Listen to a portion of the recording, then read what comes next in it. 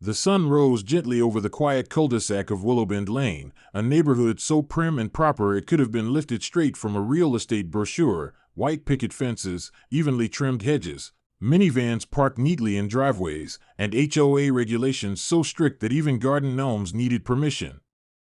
But all of that suburban harmony was about to be shattered, spectacularly, by Earl and Dottie McGraw, two retired farmers who had recently moved into the neighborhood from rural Kansas. Nobody had taken them seriously when they first arrived. Earl, with his overalls still stained from a life lived knee-deep in soil, and Dottie, with wild curls and a laugh so loud it echoed off rooftops, had brought their old-fashioned charm and blunt honesty into a neighborhood governed by silence, casseroles, and passive-aggressive notes taped to trash cans. The HOA didn't like them. The McGraws didn't care. The final straw came when HOA President Trish Whitmore issued a written warning to the couple for excessive naturalism in their backyard. Translation: they planted tomatoes. Trish, a woman so wound up she squeaked when she walked, believed in artificial turf and seasonal porch decor. When she saw Dottie hanging laundry on a clothesline and Earl tinkering with his 1987 John Deere tractor in the driveway, she gasped as if someone had poured gravy on a silk dress. But the McGraws had their own plan for fitting in, and it didn't involve playing by anyone else's rules. One crisp Saturday morning, the neighborhood awoke to an unbelievable sight. Right there on the manicured sidewalk in front of house number 16 was a massive tractor, parked proudly like a misplaced jungle animal in a pet store. Its tires were still caked with real dirt, not the mulch manicured fluff the HOA approved. Standing beside it were Earl and Dottie, grinning like mischievous kids who had just replaced all the chalk in school with cheese. Earl crossed his arms proudly while Dottie, in her beige slacks and sneakers, was mid-roar of laughter. A small hand-painted sign staked into the lawn read, "Too old? Try this." Neighbors emerged from their homes in robes and slippers, clutching their coffees and their pearls. Phones came out. Photos were taken. Even the Johnsons, who hadn't spoken to anyone in 3 years, stood on their lawn, mouths open. The meaning behind the sign? It was a cheeky response to the latest HOA memo encouraging low-impact fitness alternatives for senior residents, which had gently suggested water aerobics and stretching. "They think we're one toe in the grave," Dottie had told Earl over dinner. "Let's show 'em what being old really looks like." So Earl revved up the tractor, parked it in front of their house, and dared anyone to say a word. And say a word, Trish did. She marched across the lawn like a general preparing to reclaim stolen land. "This is a violation of Article 7, Section B. No commercial vehicles or agricultural equipment are permitted on HOA property," she snapped, clipboard in hand. Earl chuckled. "This ain't a vehicle, sweetheart. It's a lifestyle." Dottie chimed in, "And besides, it's just parked, not working. We're not planting corn on the sidewalk." The crowd watching from across the street began to snicker. No one had ever spoken to Trish like that. Ever. She flared with anger, her perfectly lip-lined mouth twitching. "You have until noon to remove this monstrosity. Or there will be consequences." But noon came and went. Not only did the tractor stay, but Earl and Dottie turned it into a gathering spot. They set out folding chairs and lemonade. Kids climbed onto the back wheel like it was a playground. Dottie even invited Mr. Callahan, the 80-year-old war vet from down the road, to pose for a picture with the sign. "Too old? Hell no," he said, flexing beside the rear tire while his daughter rolled her eyes. Over the next few days, the tractor became a symbol. Some residents were outraged. Others inspired. When the Delgados brought out their own cultural noncompliance, a mariachi band playing in their driveway, Trish nearly fainted.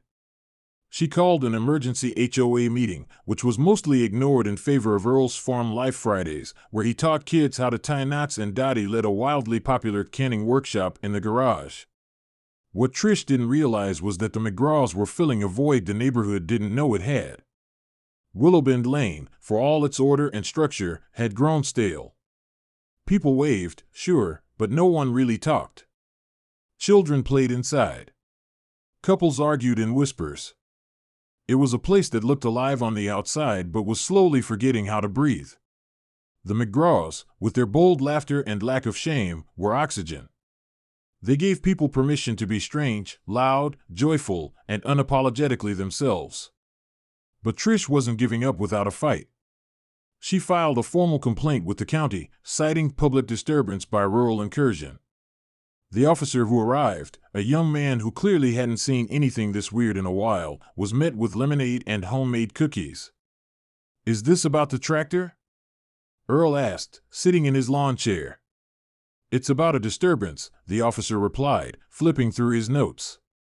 "Apparently, your sign has caused emotional confusion among seniors." Dottie snorted lemonade through her nose. The officer, trying not to laugh, finally said, "Honestly, I think it's great. My grandma would love this." The complaint went nowhere. Trish, defeated but still fuming, began a one-woman protest, holding her own sign every morning that read, "Respect the rules." Earl offered to let her borrow the tractor for attention. She declined. The neighbors, meanwhile, kept coming. And something remarkable began to happen. The Rodriguez twins built a lemonade stand next to the tractor. Susan Harlow, a shy widow who hadn't been out in weeks, started bringing homemade pies. People started walking again, talking again, laughing in their driveways. Willowbend Lane, once a street of rule followers, became a cul-de-sac of rebels. All thanks to one rusty tractor and two retirees who had nothing left to prove but everything still to give. Weeks turned to months, and though the tractor was eventually rolled back into the garage, before winter freezes her bolts, Earl said lovingly, the spirit remained. The HOA, facing mounting pressure and fading credibility, loosened some of its more absurd rules. Trish resigned, citing creative differences with reality, and moved to a condo downtown. She was replaced by Mr. Callahan, whose first rule change allowed 4 seasonal agricultural expressions, otherwise known as lawn gardens.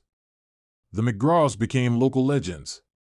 A local news crew even did a segment called Tractor vs. HOA, Who Really Runs This Neighborhood? Dottie waved at the camera and shouted, "Us old folks still got spark plugs, baby." The anchor nearly dropped his mic. In the years that followed, the story of Willowbend Lane became a bit of modern folklore. Schools taught it as a case study in community engagement. A mural of the tractor was painted on the community center wall, with the words, "Too old? Try this." And every spring, the neighbors celebrated McGraw Day, with potlucks, games, and a slow race around the block in Earl's now famous tractor. Dottie always won, but no one ever checked her speed. What started as a rebellion turned into a revival. And while the McGraws never planned on being heroes, they became exactly what Willowbend Lane didn't know it needed, proof that joy, defiance, and a little bit of farm grit can change everything, even in the most tightly trimmed corners of suburbia. The morning after the tractor's debut, the gossip mill of Willowbend Lane spun faster than ever before. The local neighborhood Facebook group, usually used to complain about uncollected bins or lost cats, exploded with comments. Some applauded Earl and Dottie for their refreshing boldness, while others labeled them as disruptive, unruly, and a threat to neighborhood decency. A heated thread titled, "Is This What We Want Our Neighborhood to Become?" had over 300 replies in under 2 hours. Trish Whitmore, ever vigilant, posted a screenshot of HOA regulations in the group, highlighting the part that banned machinery unrelated to residential maintenance. Dottie commented back with a photo of her sitting on the tractor, sipping tea, captioned, "This here's for maintaining my joy." The backlash wasn't limited to virtual vitriol. A group of residents, led by Trish and her loyal followers, including Marge Hollings, self-proclaimed neighborhood watch lieutenant, began a door-to-door campaign. Armed with clipboards and frowns, they asked neighbors to sign a petition titled "Restore Order to Willowbend." They insisted the tractor was a slippery slope. First its tractors, next its goat farms, Marge warned a bewildered young couple who had just moved in from Chicago. Before you know it, some'll be selling eggs out of a barn. But what Trish hadn't counted on was just how many people had grown tired of the sameness, the stiffness, the constant regulation of life's tiniest details. The Petersons, known for their silent dinners and robotic routines, had started walking their dog again, just so they could chat with Earl by the tractor. "He told me how to make compost tea," Mr. Peterson said one evening, grinning like a boy who had just discovered fireworks. "I didn't even know dirt could have personality." Even teenagers, usually glued to their screens, found the whole rebellion kind of cool. 17-year-old Maya Jenkins, who previously referred to her neighborhood as the land where fun goes to die, took selfies with the tractor and posted them with hashtags like #TractorVibes and #SuburbiaUnhinged. One post went viral, drawing attention from a regional news site that sent a reporter to investigate the suburban uprising.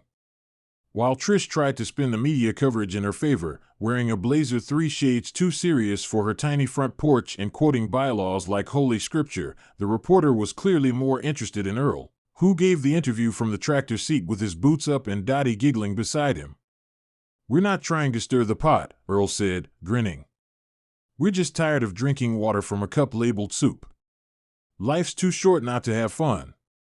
The segment aired on local TV that evening, complete with slow-motion shots of the tractor, cheerful kids playing nearby, and a dramatic cutaway to Trish wagging a finger. The title of the piece? "Breaking the Mold, the Tractor That Shipped the HOA." Rating spiked. Trish nearly fainted. In response, the HOA called for an emergency public hearing in the community clubhouse. Residents were packed wall-to-wall, some wearing shirts with hand-drawn tractors, others holding printouts of the HOA rulebook. Earl showed up in his signature overalls, Dottie beside him in a sundress with a daisy pinned to her hair. She had made cookies. Trish, at the front, adjusted her pearls and cleared her throat like she was about to perform open-heart surgery. "We are here," she began, "to restore decency, uniformity, and the good name of Willowbend Lane." She motioned to a poster board of photos featuring the tractor, kids climbing it, and even someone doing yoga beside it. "This," she declared, "is a threat to everything we've worked for." A hush fell over the room until someone from the back muttered, "I dunno, it looks like community." It was Mr. Cho, the normally reserved chess enthusiast who hadn't spoken in a meeting in 3 years. He stood up. "My grandkids visited for the first time in months," he said. "Because they heard about the cool neighborhood with the tractor. You call it disruption. I call it a miracle." Murmurs of agreement followed.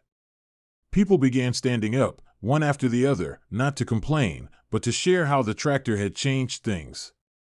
Mrs. Ramirez talked about how Dottie helped her set up a canning station in her garage.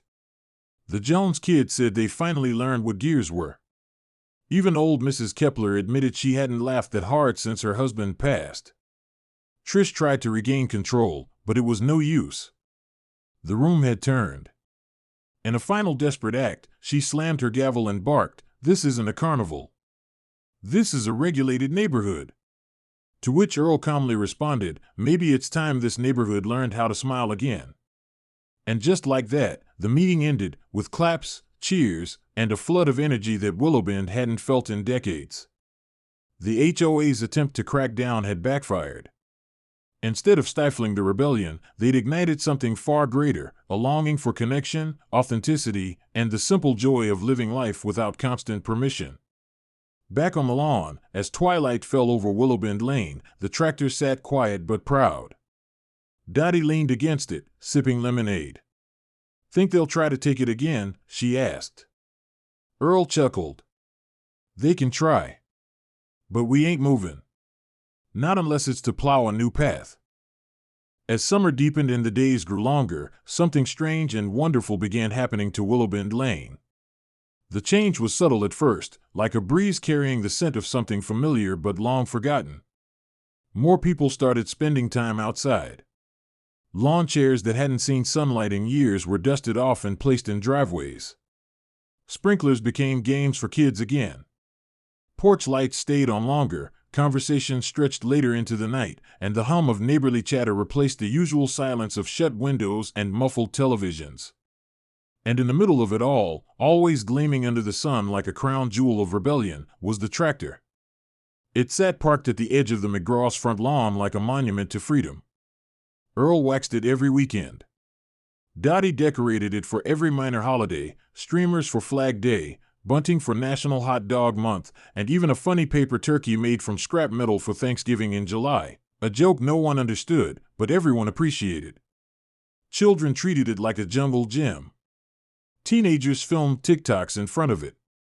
Elders leaned against it, reminiscing about days when life moved slower, simpler. The effect rippled far beyond the McGraw's house. The Johnsons, who had lived next door for 11 years without once hosting a gathering, threw their first block party. They borrowed tables from Earl and invited the entire neighborhood. Dottie brought her famous peach cobbler, which made half the attendees tear up, some from nostalgia, some because it was just that good. Even the typically aloof Simmons family set up a cornhole game in their driveway and laughed for the first time anyone could remember. The HOA, now a hushed memory after Trish's resignation, still technically existed, but no one paid it much attention anymore. Its bylaws were more of a joke than a law. A new HOA president had been elected, the elderly but spirited Mr. Callahan, who had no intention of enforcing anything that doesn't involve actual crimes. At the first meeting under his leadership, he simply said, "Y'all seem happy. I say keep doing whatever it is you're doing." Meeting adjourned. And do it they did.